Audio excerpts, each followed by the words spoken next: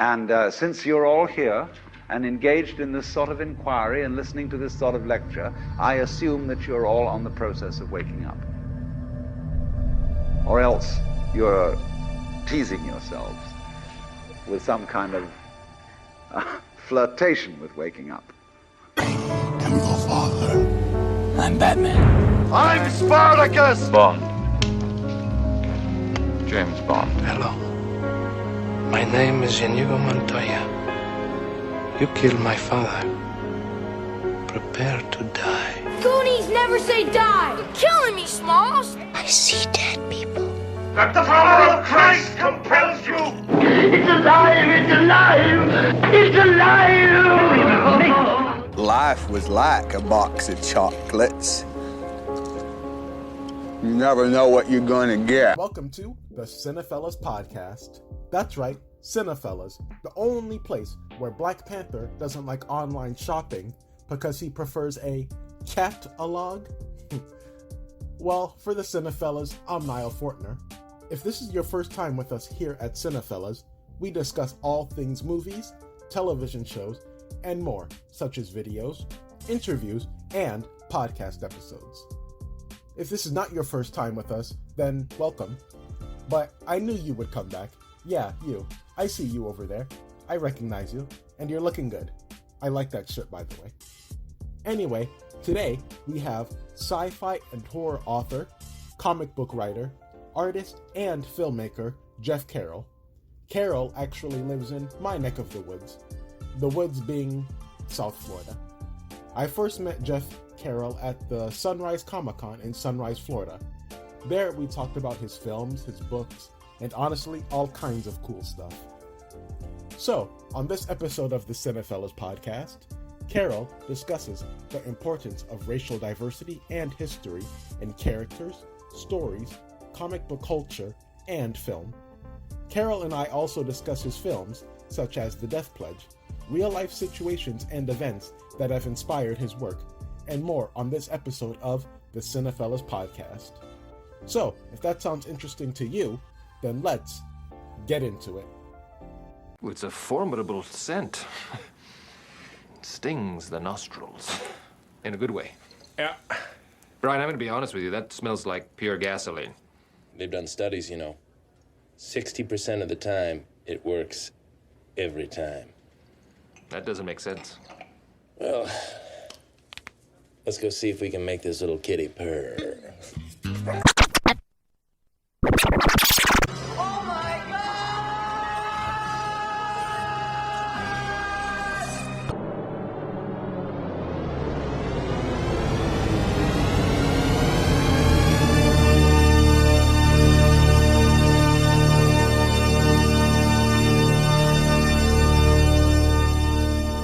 So last time we actually spoke, we were at Gamer Comic Expo in Fort Lauderdale.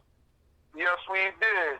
Yeah, and I was there for your panel, and we were. I was with my some of my family members, and it was yeah, it was a great con, by the way, and it was one of the better ones I've been to for sure. So, how has life been after that panel and everything after Gamer Comic Expo? Well, I've been growing. I actually didn't have a table at Gamer Comic Expo. It was at the same time that I was at another convention, so I kind of had to split between the two conventions. And my film has come out since then, The Death Pledge. It came out around Christmas time, and it's been doing very well. And since then, I've been working on getting more of my comic books out, and I shot 2 sequels to The Death Pledge that are being edited now. Okay, that sounds good. I'm looking forward to seeing the Death Pledge sequels, actually. Yeah, I got a chance to expand on the central character, Baba. The sequel is called Conjuring Baba, and then there's a third installment called The Black Nun. Mm-hmm. And both of those give him a chance to be more than just a killer monster, or and become more of a useful monster, almost on the level of Godzilla. Oh wow, that's actually pretty cool. I'm looking forward to that, and I'll ask you about that a little later. But I wanted to know some stuff like, what is your earliest memory of wanting to be like an author and the overall artist? I always tell people that I struggled with writing and reading pretty much in middle school, but I look at writing and filmmaking and comic books as storytelling. It's just that I use the means of writing to get my stories out there. But so my earliest memories of wanting to be a storyteller go back to my time in middle school, where a cousin and I, we used to see movies on 42nd Street. You know, as young people, we weren't old enough to go, but we was able, you know, we snuck in the theaters, and sometimes they didn't check ID. And we used to come and tell my friends about the movies that we saw, and it was almost like audio theater, you know, and we made the movies seem almost better than they were sometimes because of the excitement in the theater combined with what we liked about them. It was really good. So yeah, those are kind of, that when I write, I always go back to that time period in my life where I had to talk to people in person and keep their interest. Absolutely. And I remember you mentioning you grew up in New Jersey, correct? Yes. Okay, so when did you come to South Florida? I came to South Florida in my 30s after I got engaged to my wife. She had already lived down here, and I moved down here to be with her. It was an opportunity for me to live somewhere else other than New Jersey, and I always wanted to see what it was like. Okay. And like, what books or artists really inspired you to tell the types of stories that you're telling today? I have three major influences that pulled me out of I guess the quiet room, and that was first a late author named William Sims. He was a writer in Philadelphia, and a student that I was working with turned me on to his book, Zorro, A Tale of Alien Invasion. Alien Invaders. It's Zuro, and that book, I loved it so much that even before I was thinking about being a writer, or before there was even a term called Black Sci-Fi, I read the book, I think it was in around 94, somewhere in the early 90s, and I liked it so much I actually bought 20 copies of the book and gave them out for Kwanzaa to my friends. He wrote that one science fiction book, and then for me, I moved on to doing a lot of other things, didn't get back into reading fiction again until probably the late 90s, and I ran into an author named L.A. Banks, and she had written a Vampire Huntress series, and her story was set in almost the modern times, and the characters were hip-hop-ish. So it was like reading a street-lit or urban-lit fiction book with a paranormal characters running around. And at that time, I only had read, you know, white characters or different types of speaking characters, and even the black characters were written by older generation black people, and they weren't written by a contemporary. And L.A. Banks' characters were my contemporary, and they were cool. So it really showed me that I didn't have to take my story to some other place and write about them in another energy. And then the last, and she passed away as well. I knew her for like 3 or 4 years, and then she passed away.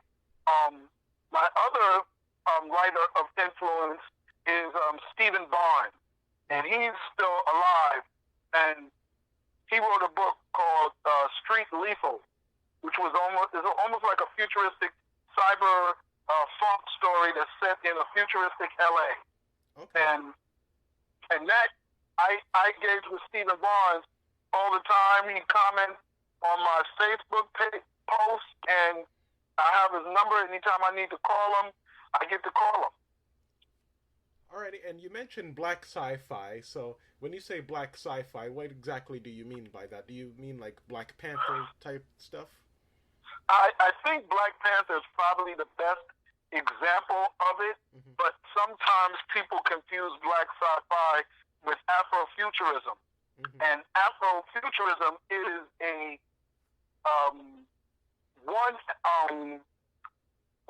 segment of black sci-fi, because everything in science fiction or black science fiction does not necessarily have to deal with the future. So Black Panther is a really good example, but then there's, I guess the overall definition of black science fiction is science fiction stories from the mind of black people, whether it is a musical artist making futuristic songs or scientific type songs using electronic equipment, or whether it is an actor re-envisioning a character like Will Smith did with iRobot and bringing some elements of black culture into his character, or if it's a full-out story written by a black person, like you find in my books or many other books that are out there. So yeah, black sci-fi is really that. It's not necessarily only limited to black characters, but many times black artists as well as other artists tell their stories using using characters of their own race. But a black writer can envision a story that has a multicultural cast or another ethnicity leading the story than just black people, especially if they're telling a global story. Absolutely. But it comes from their imagination and their cultural viewpoint. Yeah, and I know Blaxploitation used to be a popular film genre, like movies with like Pam Grier and Shaft and Superfly. Oh, yes. Yes. Coffee, that's one. Do you take inspiration from that era as well? Oh, most definitely. I used to watch Blaxploitation pictures when I was in college in the late 80s, and I still watch them today. Some of my favorites are Buck and the Preacher with Harry Belafonte and Sidney Poitier, and then the one that a lot of people don't see as black sci-fi is The Spook Who Sat by the Door, and that is a story about a black uprising led by an undercover CIA agent. That's some of my favorite Blaxploitation pictures. Of course, Shaft being a black secret agent or black spy, detective, all of that really works. I mean, definitely strong inspirations from Blaxploitation. Just taking back things, it's like how people thought Django was. They almost need to check out Fred Williamson's trilogy called the Legends of Nigger Charlie. His trilogy is dynamic and a lot more empowering than Django. Yeah, and so yeah. I know there's Boss. He was in that as well. Yes. Helen Up Harlem, Black Caesar. Those were all different types of stories that were more empowering than you see sort of today. It's like when you see somebody like Will Smith, there's no real black community that has any different needs than the mainstream community. And while it's futuristic, iRobot, that's fine, but it's almost like that is so futuristic, it's almost left out. And in Blaxploitation era films, there was always a black community. There were affluent black communities, like in The Spook Who Sat by the Door, and there were poor black communities in that same story. So it wasn't just stories of poor black people. There were a variety of communities, but you knew that you had a story that was from one culture because they made sure it was their business to deal with the cultural challenges of that particular culture. Absolutely. And my personal favorite actress is Pam Grier, because, she was like the first female to do that type of stuff and really kick a lot of ass and, take names. So do you have any female characters that you think female readers will get a good kick out of too? Well, I like Pam Grier, and there's no denying her. What I do like Dorothy Dandridge. Her acting in my favorite Blaxploitation picture, which is really not science fiction at all, but is Carmen Jones. I liked her strong female character. I just like her acting. I don't even know if I would be friends with the character in the movie, but I like the way she portrayed it. There's definitely somebody. So I love Pam Grier, but sort of before the Blaxploitation era came Harry Belafonte and Dorothy Dandridge in Carmen Jones. And I actually took inspiration from a couple of scenes in that movie in one of my movies, Golddigger Killer. I just love how strong and independent she was. Okay, I'll check her out too. And what is your most popular story, and which one do you think people resonate with the most? Might be two answers. I think it's emerging. There's a couple of stories that compete for some of my most popular ones, but I think my Harlem Shake series, maybe because of volume, I'm in the process of writing the fourth book now, but because I have 3 books, it is very popular. It's one of the easiest books to sell because it deals with historical reality, the formation of black people living in Harlem and the 125th Street fault line in New York City. And it's also a black disaster story. And there are not many black disaster stories, so it's one in a few. And it's full of action, and it's easy to read. It's a fun read. So I would say Harlem Shake. I also think the name is very easy to accept. A story about an earthquake that hits Harlem, New York, and it's called the Harlem Shake. That's almost a no-brainer. I think the other story that connects with people, and really a lot of my stories do, and that's the goal of them. But my other story is it happened on Negro Mountain, and that's a horror story. But I've had people come tell me that they were really scared. They had to put the book down. Other people tell me they were drawn to it because of the fact that they go through Negro Mountain every day to work, and they're familiar with the location. So I think Negro Mountain is probably one that connects with people in a special way from some of my other stories. But Negro Mountain and Harlem Shake, those are the ones I would just say because of, how they connect with people. Okay. And I know you do a lot of research for characters and stories. So when you do research, do you go to like certain websites, or do you have certain books that you go to? Or do you just work from existing knowledge?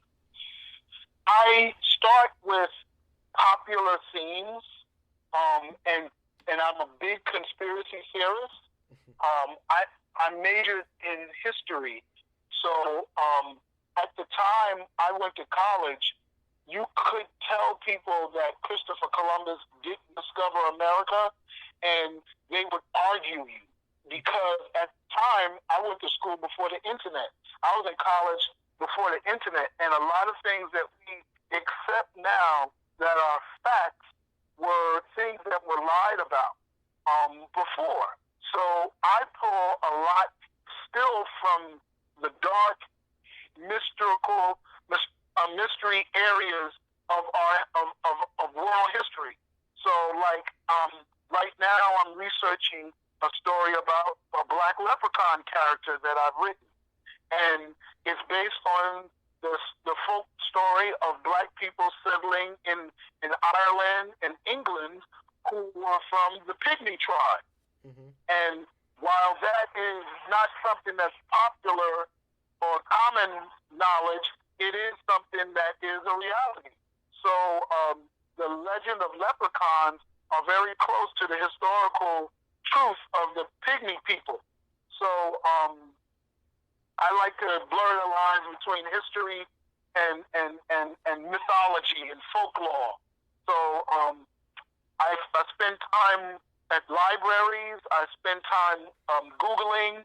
I have to learn the history to learn how to lie about it or to stretch the history or to make it even sound interesting. So I do a lot, but I pick up on the things that I know that a lot of people don't really know yet that may be coming out.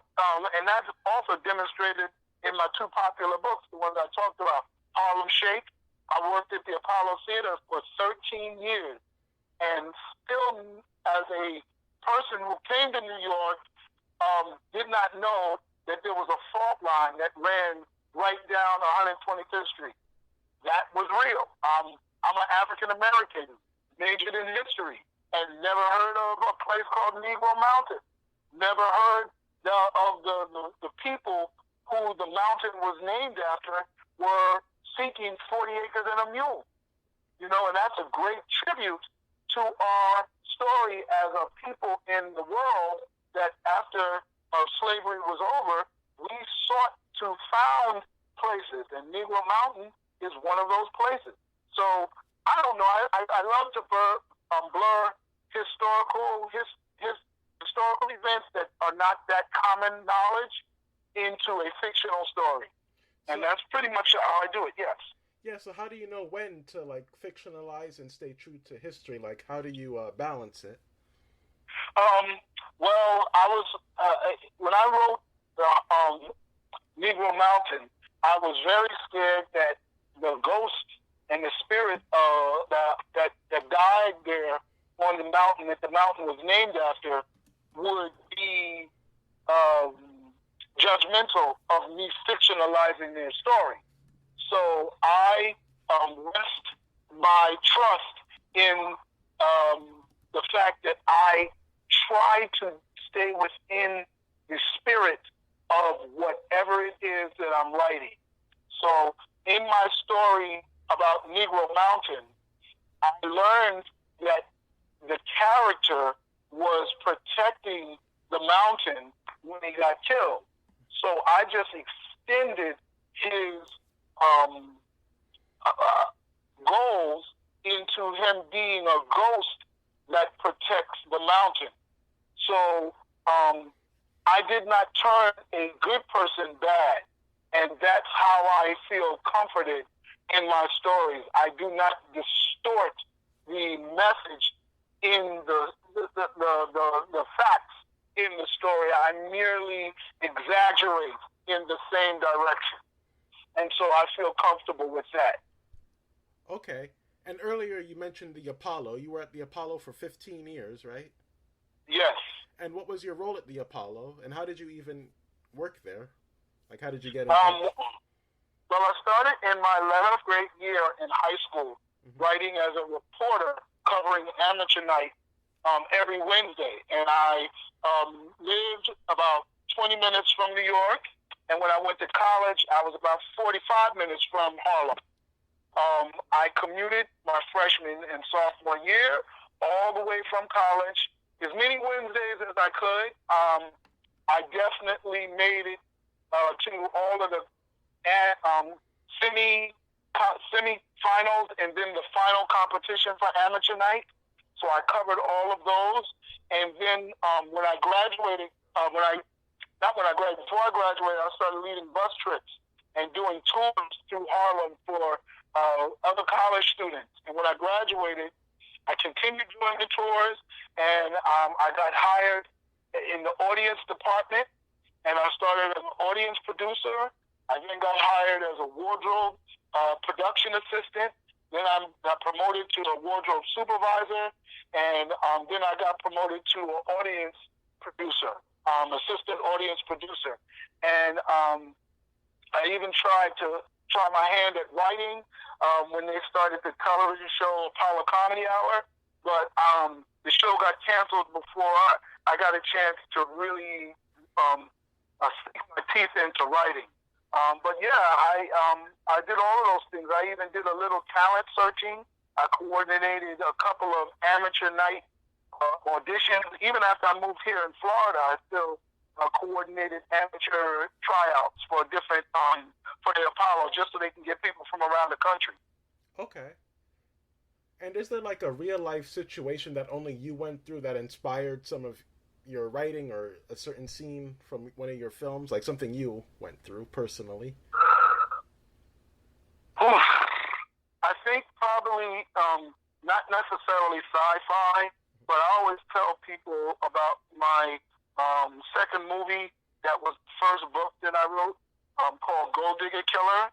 And the biggest inspiration from that story was that I was dating a girl that was looking to other guys while we were dating, and I did not feel comfortable with that.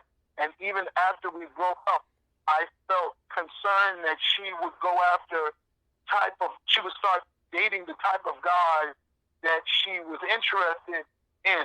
And that meaning, this was a girl that said to me while we were dating, "Oh my God, I'm not used to dating one guy. I'm used to dating more than one guy, so that way I can hit guys up for money whenever I need them. And, it's interesting to date one guy at a time." And at the time, we had that Kanye West energy. There was a lot of talk about gold diggers, blah, blah, blah. And I just felt, wow, I dated a gold digger. Or I dated a girl that wanted to be a gold digger, and she thinks it's cool. And then I, started to use my speculative imagination about what would happen to somebody like that.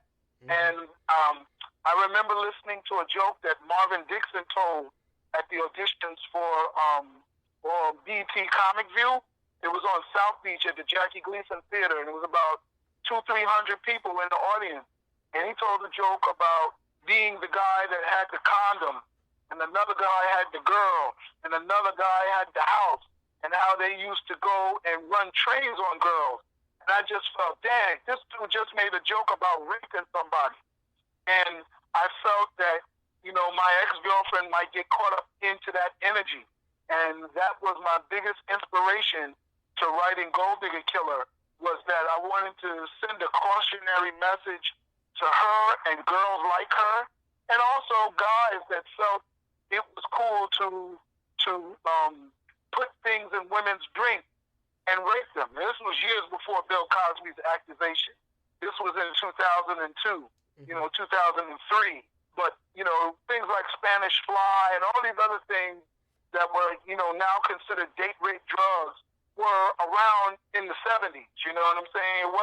It wasn't in the 2000s. It wasn't because of Bill Cosby. He was doing it in the 70s. So these things are old. So I just was always cautionary, and I wrote that movie because of the experience that I had with my last girlfriend before I got married. Yeah, and I also remember you mentioning you do dating workshops too. Can you talk about that a little bit? Yes, a lot of people always laugh that fiction writers, specifically science fiction writers, end up writing nonfiction, whether it is a book about the planets that they create or the science that's in their book, or like in my case, they write a nonfiction book based on the message that's in their book.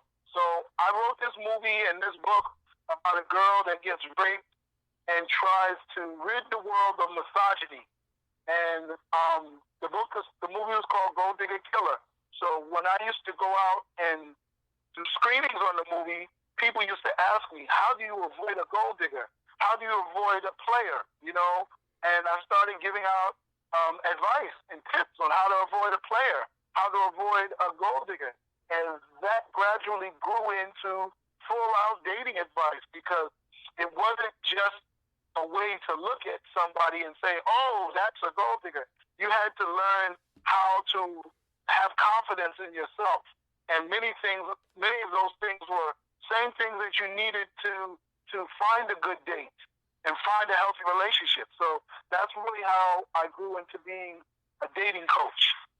Okay. And you're still a dating coach, right?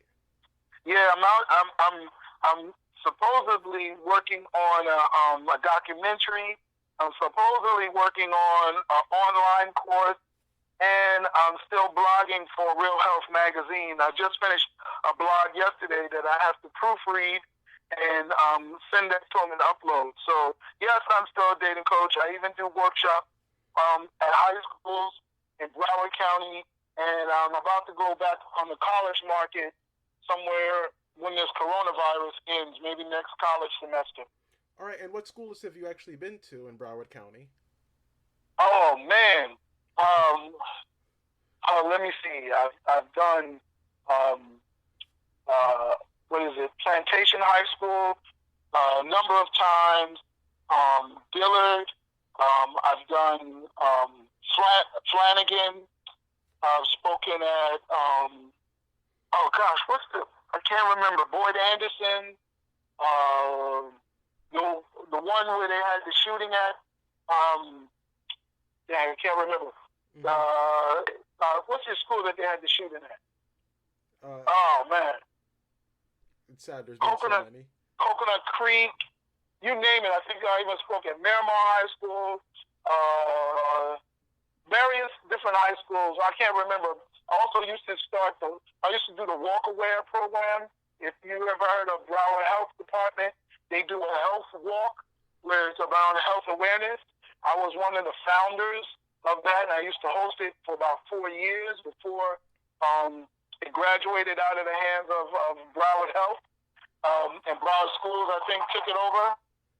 So Walk Aware is part of my legacy. And then the MTL program. So I've done conferences with the MTL program. I've spoken for the Black police officers of Broward County, and more. And then colleges, I've been at Broward, 3 different Broward College campuses. I've spoken at FAU, and FAU Central, FAU Boca. I was spoken at FIU in Miami. When did you speak at FAU? At Barry, 2012.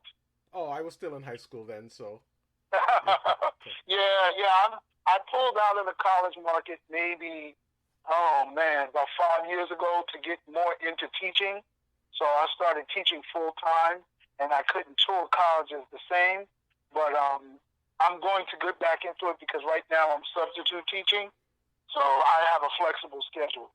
Okay, where do you substitute teacher at? Like at a local high school? Yeah, I'm a Broward County sub, so I can sub in any Broward school, any Broward charter school, any Broward public school, you name it. But now that we're on spring break, extended spring break, I haven't been able to sub anywhere. Yeah, I feel you. This coronavirus is have an effect on everyone. Yeah. But why did it take so long for like comic book culture, movies, and stories like this to, finally be accepted by fans in the mainstream? Because it feels like it's taken so long, and do you think it's like reached its peak in popularity, or do you think it's going to get bigger from here? I think it's going to get bigger for 2 reasons. One, you've seen the wave probably in the last 10 years of remakes and revisioning. A lot of it is due to the technology that's changed, but a lot of it also has to do with a stagnancy in ideas and speculation. I mean, the cell phone came from Star Trek in the 60s. Now, not only is the cell phone commonplace, our cell phone can do more things than the communicator in Star Trek could do. So I tell people what happened with science fiction is that we're living in the future we used to speculate about. And it's hard for people to dream much further past the future that we live in. Now, because we can't think of that much further, we can now go sideways. And by that, I mean seeing women and different ethnicities in some of the same story scenarios that we used to see. So science fiction really started as a white male-dominated genre, and because of the glass ceiling of technology's advancement, we now have an opportunity to read stories with women and people of color in ways that we hadn't before. Also, with self-publishing and the ease of uploading your movies, we are seeing that the gatekeepers that used to tell writers to change the gender of your character, or it's not going to be attractive if it's a black lead, are now not as strong as they used to. So we can see stories like, if you really want to read a black science fiction story, you can't find them on the shelves of Barnes and Nobles or Borders. You really have to go look online or go to a convention, and then you'll see a lot of these variations of stories, because we exist mostly on the self-publishing circuit or with very small publishers. And that's the same thing with comic books. They're still on the shelves of your local comic book store, not the diversity in the shelves of the comic book stores that are available at your Black Comic Con. There's a variety of comic books that you will not find in comic book stores that you can only find online or at a Black Comic Con. And that's not because of the fact that people aren't creating them. They are creating them, but it's just that, we still have store owners that are sort of gatekeepers that are not buying these books, and a lot of the public doesn't know about them. We don't have Black comic book conventions everywhere. They're not as common as the mainstream comic book conventions, and then the mainstream comic book conventions are not all inclusive of independent creators. So it's still very hard to even find them. But I think that will change. I think Jordan Peele, Ryan Coogler, Ava DuVernay are changing that. I know I'm changing it on the micro budget with my stories, and because of the supply, it will create a demand. It's hard for people to demand and show an interest in something that's not out there. So as we start creating these things, you will see a change in their interest and popularity. Yeah, I understand what you're saying. But do you share your stories and characters with your students at all? As much as I'm legally allowed to, I do. I don't always go in with, I'm a writer, but as a substitute teacher, I'm able to do that a lot more than when I'm a teacher. When I have a class, when I'm a full-time teacher, it's usually about the subject of the class and not about what I do on the weekends and in the evening. But when I'm a substitute teacher, they know I'm a part-time teacher, and they know I have something else that I do. So it's a lot easier to mention those things when I am substitute teaching. All right. And, you mentioned certain comic book stores earlier. So have you actually tried to take your work to, certain local bookstores or local comic shops at all? Or even your films? Oh, yes. Yes, I think, over time, people get, conditioned to thinking that gatekeepers don't want them and they're invincible. And they stop reaching out to stores and publishers. And sometimes you just have to keep going and stay on them. And with me, I have now my Horror Streets graphic novel, which has a price count that is available for me to make money at a comic book store. So I've been, as comic book stores pop up with interest, I have been talking to them and sending them my books on consignment. It's only been recently that my comic books have been available at a price that I can sell them at the stores. In the last few years, I was not able to find a printer that could print my comic books at a price that would turn me a profit selling them at a retail, because most of the retail stores do a 60-40 or 50-50 split. And so you're dealing with half of the cover price, and you still have to make a profit on that. So it just so happened that I found a good printer out in Fort Myers that prints at a good price. And also with crowdfunding, Kickstarter, writers and creators have been able to start their comic books and get them off the ground and even turn a little profit before they even get them out to a convention. So I'm looking to go to Kickstarter with a couple of projects that I have. I just kind of concerned about the economy right now, so I don't know if I want to do my Kickstarter in the middle of a recession, but I don't know if I have a choice. Okay. And just out of curiosity, what are some of your like hobbies outside of all of this? Like, do you go to like certain restaurants in the neighborhood that you like? What's up? Oh man, I have submitted to my artistry, so even my hobbies are germane to my career. Like, I love filmmaking, so I study filmmaking. I go to any kind of filmmaking workshop, any type of film class. I go to the movies weekly. I have a movie pass, so I'm there every week. I'm studying television and popular culture. I read more for studying the market than I do for entertainment. So I'm reading, that's novels and comic books. I go to the comic book stores and I'll sit down and read the previews magazine. I'll go to Barnes and Nobles and just read the books on the shelves, magazines on the shelves. And that's really, some of the most entertaining things that I do. I don't go to bars.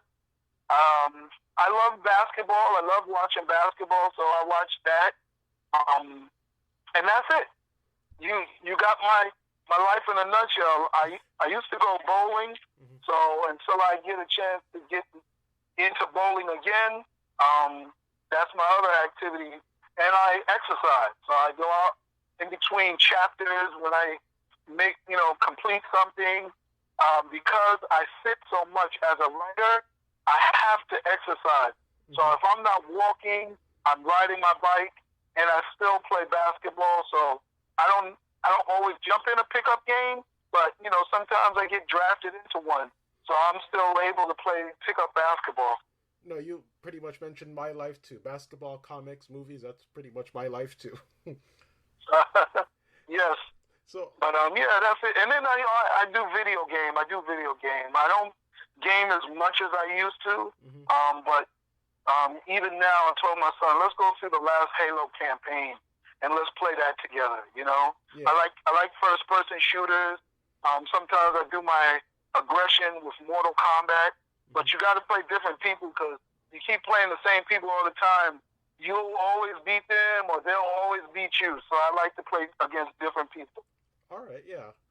And do you ever see yourself going outside of like your comfort zone or doing something that's like completely unexpected from you? Like, do you ever see yourself doing like a romance novel?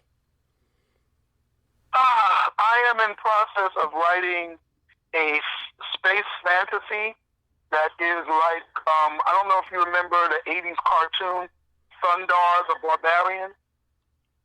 No. You have to check that out. Okay. But you remember John Carter in Outer Space? Oh, yeah. I know John Carter. Okay. Yeah, I'm writing a story like that. That's a little bit of out of the comfort zone for me. I did write sort of a romance novel, my Golddigger Killer. When I wrote it into a book, it was more street lit than it was horror, whereas the movie was written to be a horror, and it came out sort of scary, but more like urban. But the book is all urban fiction, and that I've only written in that once.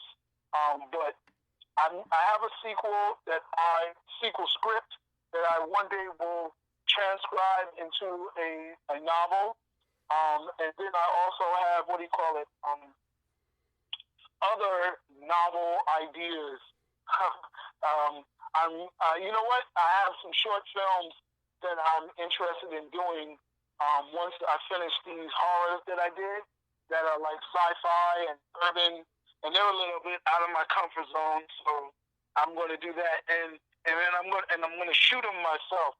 Usually I hire a cameraman, but I'm going to be shooting these and videotaping them myself. So that's definitely out of my comfort zone. Okay. And I'm glad you mentioned the films because I did want to get back to that. So what has been your most successful film so far? Oh, man. Still Golddigger Killer. Still, okay. Yeah, Golddigger Killer was phenomenal. It was successful from the inception. I had a cast of 46 people. We were able to get Telemundo and BET to come out and do videos of us shooting the movie when we were in production. It went on to get accepted to every film festival that I applied it to, and I stopped applying because I was like, we have a distribution deal, let's get it out. Then, was a favorite on film series. So like this film festival series, like you have a series in your city, they easily picked up Golddigger Killer. I was in California. I was in London. That was the farthest place I went. And at the time, 2006, Tyler Perry was like on his first movie. And I was on a film festival with Tyler Perry. He started off the festival, and I was the last filmmaker on the festival. And as a featured filmmaker. That film went on to sell out in Walmart, went straight to DVD. Went straight to DVD, was really big, and I'm still chasing that glory. Nice. No, that sounds great. So how did you get the cast and crew to come together? Like, is it something that is it people you knew, or you just networked a lot, or what? Well, in the 2000s, early 2000s, we shot the movie in 2004. It was different. It was before we had, like, YouTube, and everybody and their mother could be in a podcast, and actors were really, wanting to get on screen. So I had an entertainment agency where I worked for Def Comedy Jam, BET Comic View, and HBO Def Poets. And I used to book the entertainers all around the country at colleges. My company is called Red, Black, and Green Promotions. It's the company now that produces my film. And I use my artist roster. Mm-hmm. I use my artist roster, and then I actually produced live shows. So I made announcements in my clubs, and people filled up and showed up. And then I went into my friendship circle. I talked to a lot of my friends, and people's names came to me. I was like, all right, you'll be good for this role. You'll be good for this one. You'll be good for that. And it was contemporary, so people didn't really have to act in a different way. So they just acted like themselves, and it was really easy. Okay. I'm working to get that movie back to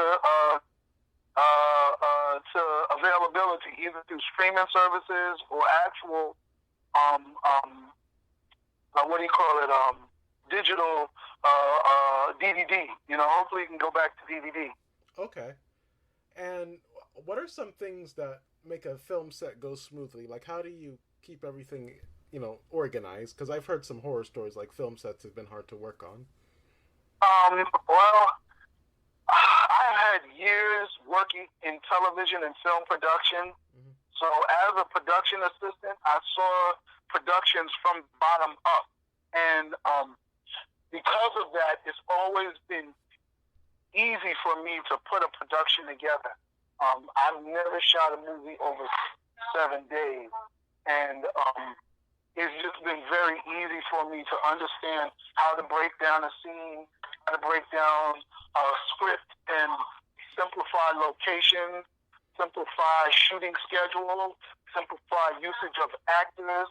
So I don't know if there's a class for that, but I learned firsthand, and that was over 15 years of firsthand experience of working in the field before I shot my first movie by myself. Mm-hmm. Okay, and one thing too, I was wondering, like, where have you filmed? Like, have you filmed in Florida, New Jersey? Have you gone to multiple places, or what? probably shot only in two states. That is New Jersey, with my first two movies, Holla If I Kill You and Golddigger Killer, were shot in New Jersey. We did a little location in New York at a club that I worked at for my first film, but Golddigger Killer was entirely in New Jersey, in Elizabeth, New Jersey, in the Union area. And then my last four films, Death Pledge, Cut Out, Conjuring Baba, and The Black Nun, they've all been shot right here in Broward. Treetop Park is where we shot The Death Pledge. Conjuring Baba was shot at Florida Memorial University. The Black Nun was shot at my house. And Conjuring Baba was shot at VFW in Harbor Ranches, I believe. I think that's the city. Yeah. You gotta let me know when you're filming stuff. I want to be there. Oh, well, definitely. I know I have to get better at that. If you follow me on Instagram or Facebook, I usually advertise that way. And I also advertise in groups on Facebook and in Instagram. I do hashtagging. That's one way. I right now don't have I haven't compiled. Actually, I need to compile my list of actors and interested people, so that way when I do put out a casting, I'll have an email that I can do a blast on. Mostly because the last few movies that I did here in Florida were all sequels and connected. It was hard. I couldn't really duplicate people. So only a few people were able to overlap in my movie. So I've had to use different people in every movie, which ends now because I'm not doing any more movies in the series yet. So we'll see. Okay. And with each film that you do, how do you feel like you actually improve as a filmmaker each time? Well, I am thirsty for knowledge. I'm an entrepreneur, so I started off as a producer, and I started learning back to being a production assistant, which is kind of the opposite end of a producer. So I'm still learning everything in the middle. The last three movies that I did, I directed, and I've gotten better at directing each movie. So The Black Nun is probably something that I got really good at, but I shot it the same time I was shooting The Conjuring of Baba. It's just that those two, The Conjuring of Baba was a little bit more intricate of a shoot schedule, so I was able to be a little bit more focused with The Black Nun. But yeah, I got better at that. I even shot some of the scenes for each of the movie myself, so I got behind the camera. Not only did I direct, I got behind the camera. So I think in the area of directing, because I've worked with more new actors, I have an experience that I probably wouldn't have had I started working with more experienced actors.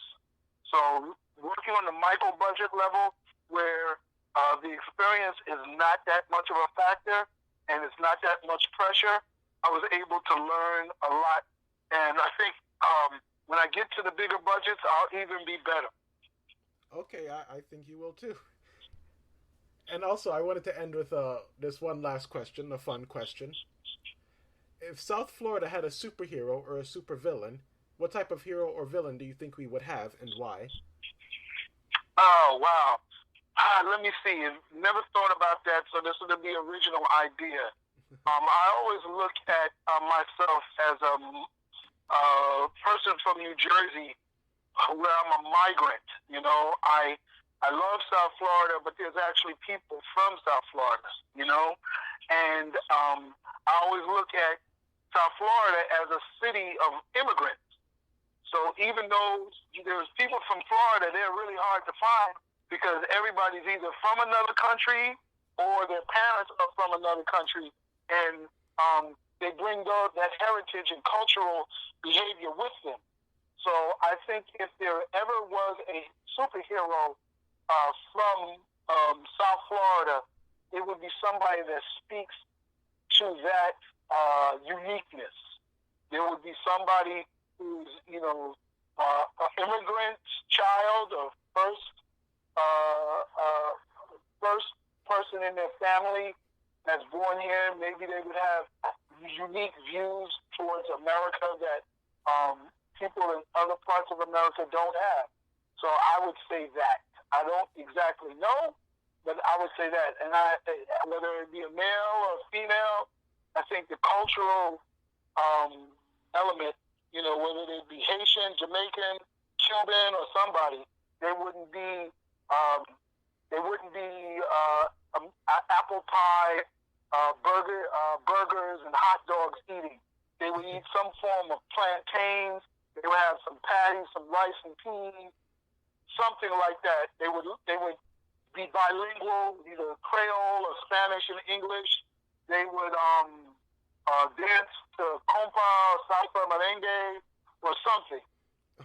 I think that would be, the uniqueness of somebody a superhero from the Miami area. Yeah, if you ever do that story, I'm all in it. I'm all for it. No problem. It sounds good. Anyways, Jeff, thank you so much for taking the time to talk to me. I really do appreciate it, and thank you for taking an interest in what I do.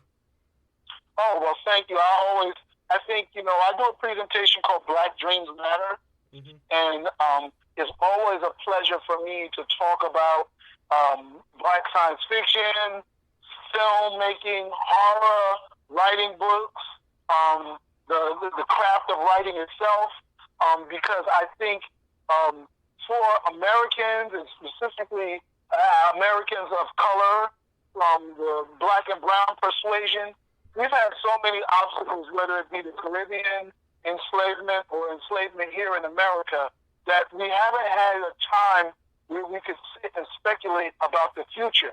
It's almost like our dreams were enslaved also. I mean, if I could just share one other little piece that I had about Black Sci-Fi was when I first got into it in 2008. A lot of the writers had stories where they were leading a slave revolution. They were enslaved and fought out of slavery. And I used to hate that because I was like, you have the whole history of black people to include, but yet you focus on those 200 to 300 years that we were in indentured, we were enslaved here in America and the Caribbean, and South America. Yeah, I tell people all the time, our history didn't start as slaves in America. No, so when I saw Black Panther, it was a release, but I had always been writing about space stories, a post-apocalypse, things that didn't deal with some angry person about slavery. Even when I did write about slavery, I wrote a reclaimed pirate ship, and they ran around chasing Christopher Columbus and trying to kill him and his brother. It wasn't a defeated story. And so I'm just happy that we've moved past that. I think, part of the future of Black Sci-Fi is us embracing our narrative and our speculation. So that way we're not just dealing with, okay, kill all the Ku Klux Klan people, but if that's what we want to do, Nazis get killed by Jews and nobody complains at all. Like in Glorious Bastards, yeah. Yes. So if we want to do a Ku Klux Klan killing story, it's about time that we do it. I felt embarrassed that The Watchmen was written by a white person. I was like, damn. I started asking, I said, when are black people going to kill some Ku Klux Klan people in a story? Because we don't. We haven't. And I asked people, and nobody really had stories. Even our great Queen Octavia Butler, the mother of Black Sci-Fi, in her story, she got a book called Wild Seed. There's two black mortals that are running around chasing each other and killing each other instead of ending slavery. And I just, in Kindred, they're escaping slavery. They're never ending it. So I just felt, wow, we have a black world created in Black Panther by a white person. Of course, Christopher Priester reimagined it and finished out that speculation. And then we had Watchmen. So I just look for the future of us embracing our narratives, dreaming of that black planet that Public Enemy said was so fearful, those black realities, those black solutions to problems. We have black solutions. Look at what we're doing in the world today, where Africa is responding differently to the coronavirus than America is. Well, and we see that now on the world stage, that China is responding different than the CDC, and that there are different strategies out there. Well, in science fiction, it's a engineer's genre. You engineer hypothetical problems so you can come up with hypothetical solutions to them, and you speculate about them. So I look forward to black people speculating about problems and coming up with solutions to them of things that we may encounter in the future, as well as things we could have done differently in the past, and embracing our narratives and our histories in more of a fruitful fashion. We're already doing it, but I just want to see more of it. So that's why I say black dreams matter, because black speculation matters and black solutions matter. Yeah, we're definitely headed in a more positive direction. I understand what you mean, yeah. Well, thank you very much. But yeah, I just wanted to get that off, and if you could include that in the interview, I would be grateful. And it's nothing that is offensive to white people, because number one, they're not all Klan, they're not all Ku Klux Klan people. And if you ever really want to solve and save the planet, then the smart person wants to ask every culture and every person on this planet for a solution. So if we want to solve the environment, then many of the people on this planet are people of color. We can't just listen to solutions that come out of the white world. Absolutely. Asia, India, and South America all have votes, just like Africans do. So that's why I feel black sci-fi is important. It's all important, yeah. Yes. And of course, women, gender, all those things, shoot, we say black sci-fi, but African sci-fi is very much like black sci-fi, but it isn't black sci-fi. How I would think if I was a Zulu, a modern Zulu African is different because I speak an African language. I was raised in an African culture. As an African American, shoot, I only know English. I don't know what it's like to speak Fanti or Ashanti, or Ethiopian language. No. So I think, and they were colonized where we were enslaved. So they have different speculations. So, there's diversity in culture, there's diversity in a lot of different things. So for all of those elements of diversity, I think are important. Absolutely. And Jeff, would you like to let us know where we can find you on social media? Oh, okay. I am Coach Yo Jeff on just about everything. Hashtag the Death Pledge. On Facebook, I'm Jeff Carroll. I have various pages for my books. The Harlem Shake series has a page on Facebook. The Death Pledge has a series on a page on Facebook. And I have a panel called the Monster Panel. And that's where I post almost everything purely sci-fi on the Monster Panel on Facebook. You can find me, Jeff Carroll, on Amazon. That's my only website. I use that because all of my books are available there, no matter who I publish them by. And I also have my comic books on Indie Planet.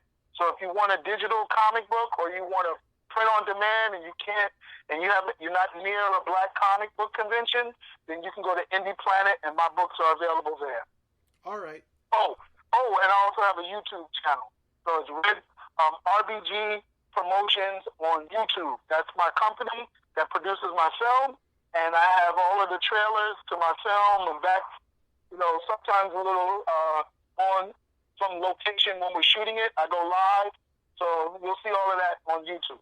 All right, cool. And I'll check you out on Instagram because I'm on Instagram all the time. That's like my favorite social media app right now. Yeah, I do Instagram more than I do Twitter. I'm trying to get more into Twitter, but I just can't. So I do Instagram and Facebook and YouTube. Those are my biggest social medias. All right, Jeff, I'll thank you once again, and thank you. I really do appreciate it. Well, thank you, and you stay safe. And it's good to have, what do you call this one, a social distance interview. Exactly. I know. They're using that a lot, the social distancing. Yes. Well, you have a good rest of your day. Thank you. And I hope to see you at hopefully an upcoming con if they don't get canceled. I think the Sunrise Comic-Con and UltraCon are coming back. Yeah, and I think they rescheduled SuperCon for 4th of July weekend. They did. So yeah. I had a panel at SuperCon, so we'll see. And I don't know what Miami Comic-Con is going to do because they do another convention in August. So now all the conventions are pushed back next to each other. Yeah. But we'll see each other. Thank you very much. And I look forward to reading this good article by you. Yeah, and the podcast, too, will be out soon. Oh, okay, excellent. So, yeah, send me the links, and I'll put them on all my platforms. All right. Thank you, Jeff. All right, sir. Bye. Bye-bye. Thank you for listening to the Cinephellas Podcast. For more on Cinephellas, feel free to check out cinephellas.com for movie reviews, more podcast episodes like this one, and a whole lot more. You may also see more and subscribe to our YouTube channel for videos as well. And if you could do one more thing, just one more thing, please do follow the Cinephellas on social media, such as Facebook, Twitter, and Instagram. We at Cinephellas really do appreciate your support. Well, like Ben Affleck is Batman, it's time for me to exit this project, at least for now. For the Cinephellas, I'm Nile Fortner, and remember, if you can dodge a wrench, you can dodge a ball. Until next time, have a good rest of the day and a good night. Why so serious? I am serious, and don't call me Shirley. Well, nobody's perfect. Go ahead. Make my day. E.T. phone home. There's no place like home. Hasta la vista, baby.